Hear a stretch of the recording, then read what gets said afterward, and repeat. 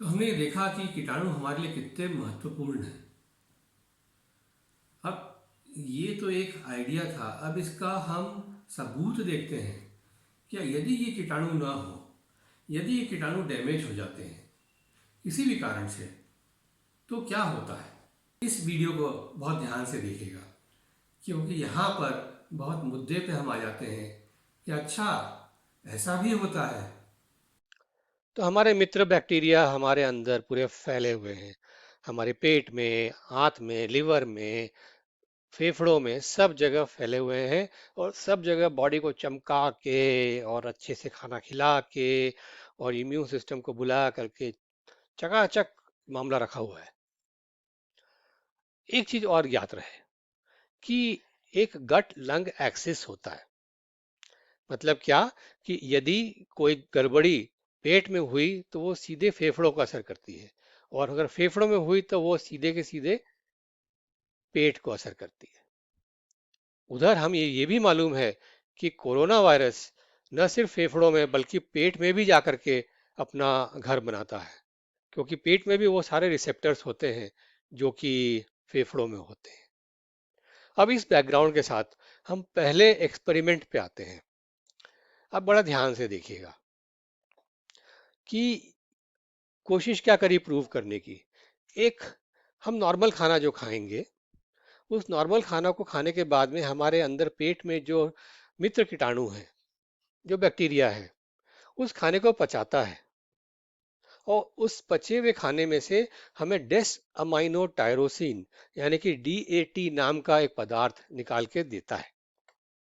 इसको हम डायरेक्टली खुद नहीं पचा सकते, हमें वो कीटाणु की जरूरत है। ये पदार्थ हमारे शरीर में फिर मौजूद रहता है। जब भी फेफड़ों में कोई इन्फेक्शन हो, फेफड़ों में कोई वायरस का अटैक हो, तो ये पदार्थ क्या करता है, इंटरफेरॉन नाम का एक और पदार्थ जो हमारे शरीर में होता है, उसको ले आता है, और दोनों मिल करके इस वायरस को क्लियर कर देते हैं और हमारे फेफड़े बिल्कुल हेल्दी हो जाते हैं। ठीक है। इसका मतलब ये हुआ, हमें हेल्दी रहने के लिए अच्छे खुराक की जरूरत है, अच्छे साथी बैक्टीरिया की जरूरत है जो खुराक में से डीएटी निकाल के दे दे, और फिर हम ये काम कर सकते हैं।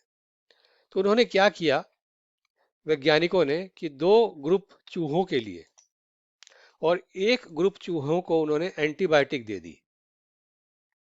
इस एंटीबायोटिक के देने से क्या हुआ कि इनके जो पेट में साथी बैक्टीरिया थे, मित्र बैक्टीरिया थे, वो खत्म हो गए। दूसरे ग्रुप, जो लेफ्ट साइड में जो ग्रुप ऑफ चूहे हैं, इनमें कोई भी बैक्टीरिया नहीं दी, तो के सारे गट बैक्टीरिया मौजूद है। इन दोनों ग्रुप ऑफ चूहों को उन्होंने एक समान खाना खिलाया और फिर उन्हें इन्फ्लुएंजा वायरस, फ्लू वायरस से एक्सपोज किया। बड़ी अचंभे की रिजल्ट आया कि जिन चूहों को एंटीबायोटिक खिला दी गई थी, उनमें वायरस जोर शोर से बढ़ने लगा और इसमें से कई चूहे मर भी गए। और जिन चूहों को एंटीबायोटिक नहीं दी गई थी, उन्होंने वायरस को क्लियर कर दिया अपने लंग्स में से, और वो बिल्कुल ठीक रहे। फिर उन्होंने डीएटी का लेवल मेजर किया दोनों चूहों में, तो ये देखा कि जो जो नॉर्मल चूहे थे जिनको एंटीबायोटिक नहीं दी थी, उनमें डीएटी का लेवल नॉर्मल था और इसमें डीएटी का लेवल बहुत कम था। है ना चौंकाने वाली बात, कि सिर्फ यहाँ पे चूंकि गट बैक्टीरिया उसका सही नहीं था, वो निमोनिया से ग्रस्त हो गया। अगला जो एक्सपेरिमेंट हुआ वो हुआ मनुष्यों पे। दो ग्रुप ऑफ वॉलंटियर्स लिए, और दो ग्रुप ऑफ वॉलंटियर्स में से एक ग्रुप को जैसे चूहों को एंटीबायोटिक खिलाई थी, यहाँ उन आदमियों को एंटीबायोटिक खिला दी गई। उसके बाद में उन्होंने दोनों को फ्लू का वैक्सीन दिया। आपको याद होगा, हम लोग स्वाइन फ्लू की वैक्सीन हमेशा हर साल लगवाते हैं। ये देखने में आया फिर कि जिन वॉलंटियर्स में एंटीबायोटिक नहीं दी थी, उसमें तो वैक्सीन का रिजल्ट बहुत अच्छा आया, ये बहुत सारी एंटीबायोटिक बन गई, एंटीबॉडीज बन गई। और जिनको उन्होंने एंटीबायोटिक खिला दी थी, उसमें कोई भी बहुत कम असर या नहीं के बराबर असर आया। तो इम्यून सिस्टम रेस्पॉन्स ही नहीं दिया। क्यों? क्योंकि गट डिस्बायोसिस थी, क्योंकि पेट के अंदर मित्र बैक्टीरिया नहीं थे। तो ये माना जा सकता है कि इनका इम्यून सिस्टम पूरा गड़बड़ा गया था एंटीबायोटिक के खाने से, और वो वैक्सीन भी काम नहीं किया, और खुदा ना खास्ता इनको किसी वायरस ने अटैक किया होता तो भी वायरस का सामना इम्यून सिस्टम नहीं कर पाता। दूसरी जो चौंकाने वाली बात आई कि जो वॉलंटियर्स में एंटीबायोटिक्स दे दिए गए थे, वैक्सीन परफॉर्मेंस तो पुअर था ही था, लेकिन उसमें यह भी देखा गया कि उनके अंदर इन्फ्लेमेशन का अप रेगुलेशन हो गया। क्यों? शायद एंटीबायोटिक ने गट बैक्टीरिया डिस्टर्ब किया, और उसमें ऐसे बैक्टीरिया जो कि इन्फ्लेमेटरी थे वो ज़्यादा तादाद में रह गए, और जो कि इन्फ्लेमेशन कम करते हैं वो खत्म हो गए। तो एंटीबॉडी भी वो नहीं बना रहा था, और इन्फ्लेमेशन यानी सूजन ज़्यादा हो रही थी। आपको मालूम है कि कई लोग कोविड में इन्फ्लेमेशन का शिकार होते हैं, जो पूरे के पूरे लंग को डिस्ट्रॉय करता है, और एक तरह का साइटोकाइन स्टॉर्म है, वो भी इन्फ्लेमेशन की वजह से होता है। इसीलिए हमें उन्हें स्टीरॉयड देनी पड़ती है। तो हमें इम्यून सिस्टम का बैलेंस, इसके बारे में समझना है।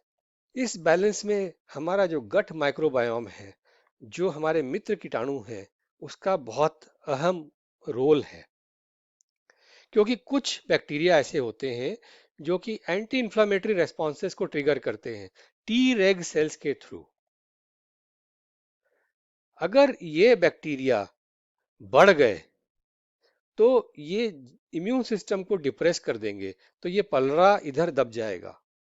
ऐसा होगा तो वायरस का सामना सही नहीं हो पाएगा, और वायरस बढ़ता जाएगा और लंग्स को इन्वॉल्व करके निमोनिया ARDS कर देगा। दूसरी ओर ऐसे भी बैक्टीरिया होते हैं जो प्रो इन्फ्लामेटरी रेस्पॉन्सेस करते हैं IL-6 और IL-1 के थ्रू।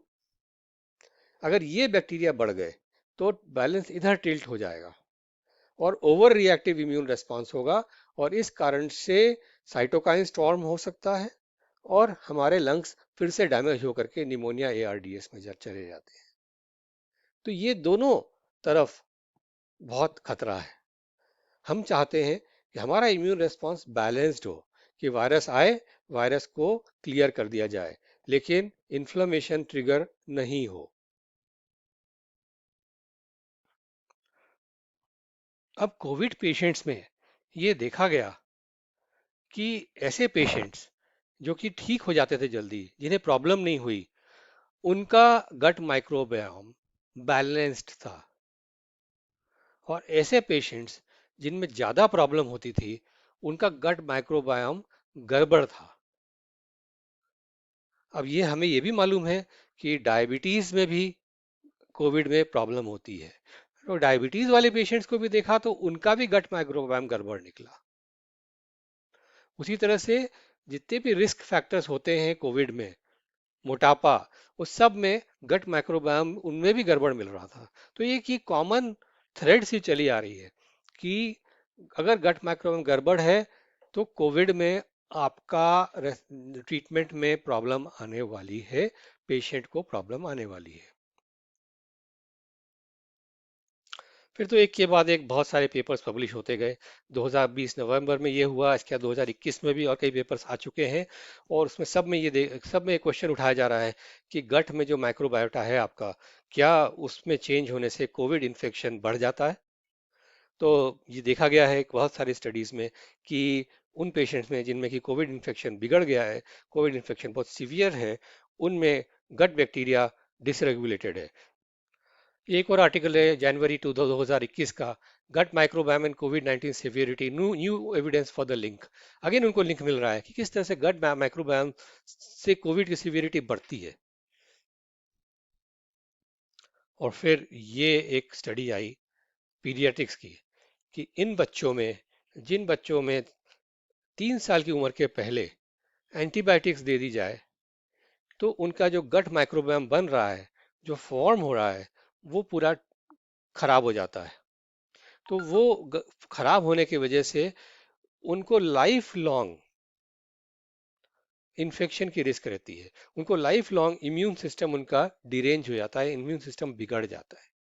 इसलिए मेरी ये रिक्वेस्ट है, जिनके भी बच्चे छोटे हैं, 3 साल के अंदर के, उन्हें छोटी छोटी प्रॉब्लम के लिए एंटीबायोटिक के इंजेक्शन, गोलियां, सिरप न दें। हाँ, यदि लाइफ थ्रेटनिंग इन्फेक्शन है जैसे निमोनिया है तो जरूर देना पड़ेगा। लेकिन सर्दी खांसी के लिए या डायरिया के लिए या छोटी छोटी बीमारी के लिए अपन अगर उनको इस तरह के एंटीबायोटिक देंगे तो हम उनकी लाइफ लॉन्ग इम्यूनिटी को डैमेज कर रहे हैं।